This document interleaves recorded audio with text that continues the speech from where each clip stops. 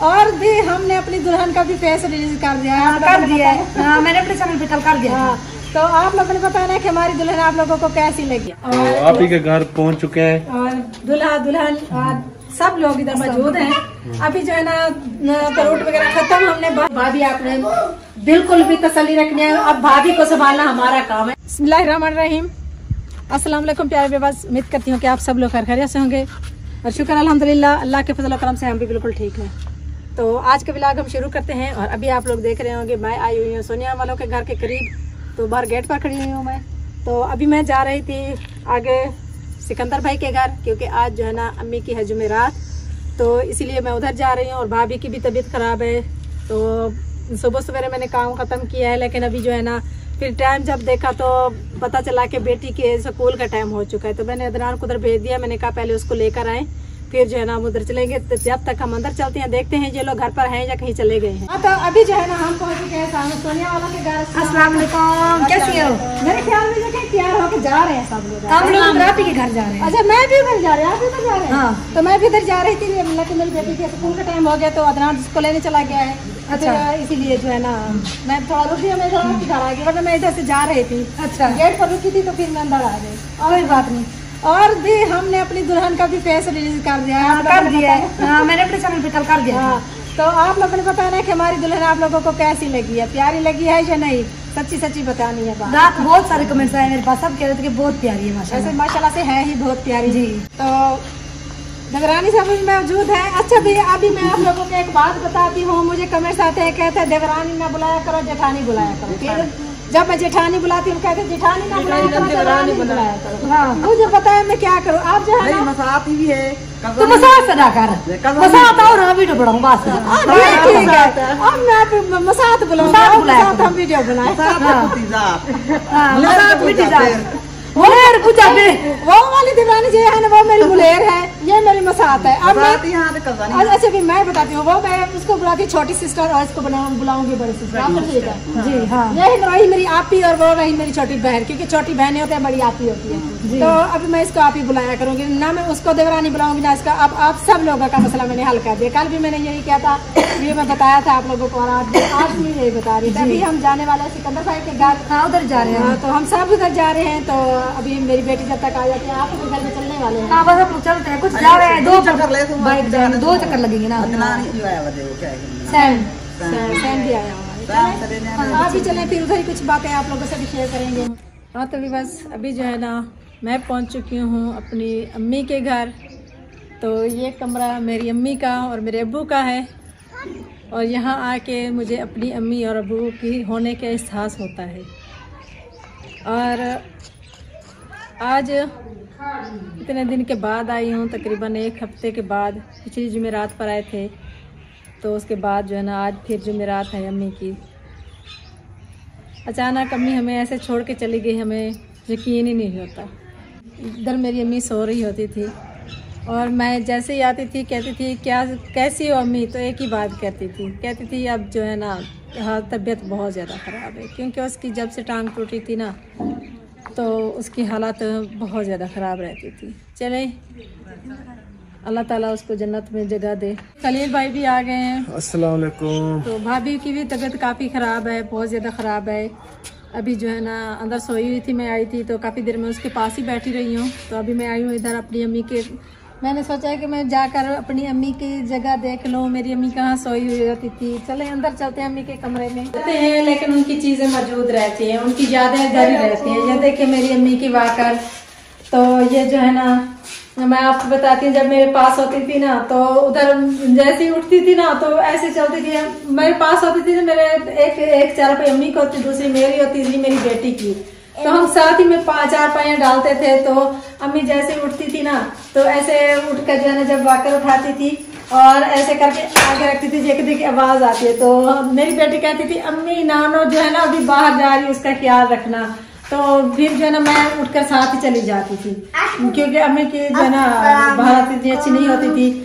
अगर सही भी होती थी तो फिर रात के वक्त जो है ना जैसे बाहर निकलती थी मैं भी अम्मी के साथ ही निकल जाती थी। तो इधर आज आई हूँ, अम्मी की यादें बहुत ज़्यादा याद आ रही है। काश मेरी अम्मी हमारे साथ मौजूद होती। अब्बू का साया तो हमारे सर से काफी अर्से पहले ही उठ चुका था। अम्मी की दुआओं की अब हमें बहुत ज्यादा जरूरत थी, तो अम्मी मेरे लिए बहुत ज्यादा परेशान होती थी।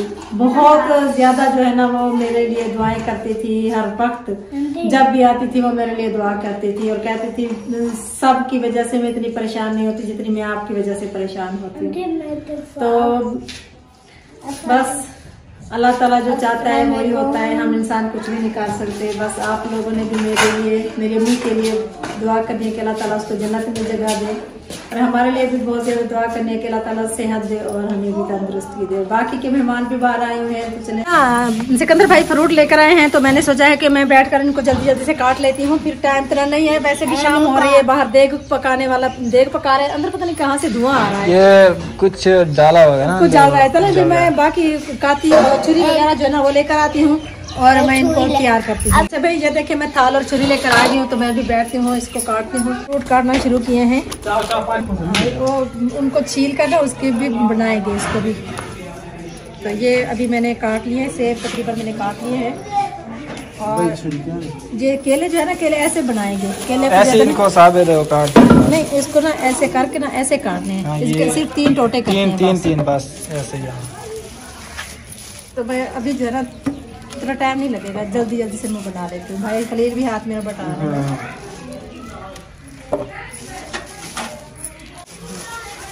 ये छिलके इधर रख देना। अभी मैंने फ्रूट का बना लिए हैं और मैं इस पर अभी रुमाल भी डाल देती हूँ। तो ये ले बिस्मिल्लाहिर्रहमानिर्रहीम। वीडियो में जाते देखो। ये ले चले। जग पानी लगी देख लीला, जग पानी का भी बाद में भर देती हूँ। तो अस्सलाम वालेकुम, तो आप ही के घर पहुंच चुके हैं और दूल्हा दुल्हन और सब लोग इधर मौजूद हैं। अभी जो है ना फ्रूट वगैरह खत्म, हमने बाहर पढ़वा लिया है और देग अंदर लेकर आए हैं, तो इसको तकसीम करते हैं। मैं अभी बैठती हूँ, चौकड़ी लेकर चावल निकालती हूँ और सबको तकसीम करते हैं और सब मिलकर खाएंगे। ये सोनिया वाले सब हम इधर आज इकट्ठे हुए हैं। लहंगा पहना हुआ है, लहंगा तो पहना हुआ है। मामी कौन सी है? हाँ ये है, सब बैठ जाए। बिस्मिल्लाह करती हूँ, बिस्मिल्लाहिर्रहमानिर्रहीम।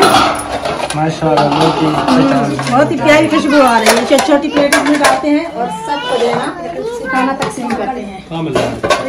सब प्लेट निकाल के पहले हम प्लेटें निकाल लिए सारी।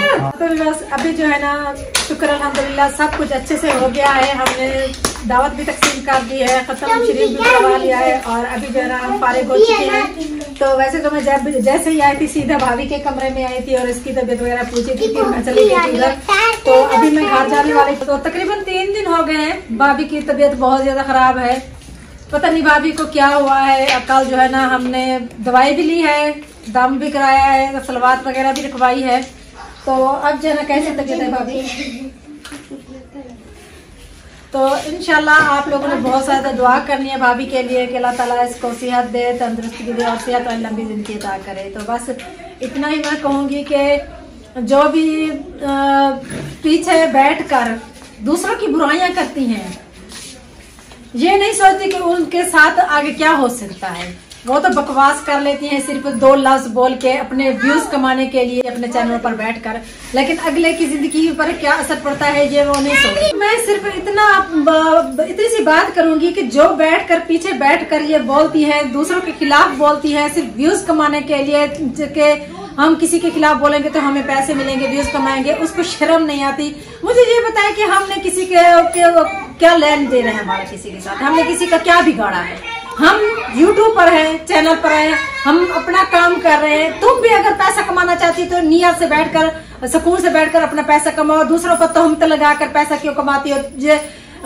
ठीक है, हम गुनाहगार बंदे हैं, हम चाहे मेकअप करें, चाहे हम फैशन करें, चाहे हम जो करें सामने आकर करते हैं। तो अगर आप में भी जरा सी भी शर्म है ना, तो इधर पीछे बैठकर बकवास करने से बेहतर है कि सामने बैठकर तमीज के साथ ब्लॉग बनाए और व्यूज कमाए और पैसा कमा कर दिखाए। बाकी रहेगी बात, एक और बात मैं आपको इधर कहती चलूं कि मैंने एक हदीस पढ़ी है, तो उसमें बड़े से बड़ा गुनाहगार भी अल्लाह ताला कहता है कि मैं बख्श दूंगा, लेकिन जो दूसरों पर तोहमत लगाता है बगैर किसी वजह, बगैर किसी यानी के मकसद के, सिर्फ पैसा कमाने के लिए किसी पर तोहमत रखे, किसी पर बात करता है, तो वो बंदा कभी भी बख्शिश के काबिल नहीं होगा। अल्लाह ताला सबको देख रहा है, हमें भी देख रहा है, उनको भी देख रहा है। अगर आपको पैसा कमाना है तो सामने आकर बैठ कर हमारी तरह पैसा कमाए। मैं अपनी बात नहीं कर रही, मैं भाभी की बात कर रही हूँ। मैं अपनी बात, मेरी बात सुने, मैं किसी से डरती नहीं हूँ। मैं जब से मैंने चैनल शुरू किया, मुझ पर हजारों की तादाद में व्लॉग बने। मैंने आज तक किसी व्लॉग का जवाब नहीं दिया, क्योंकि मुझ में इतनी हिम्मत है।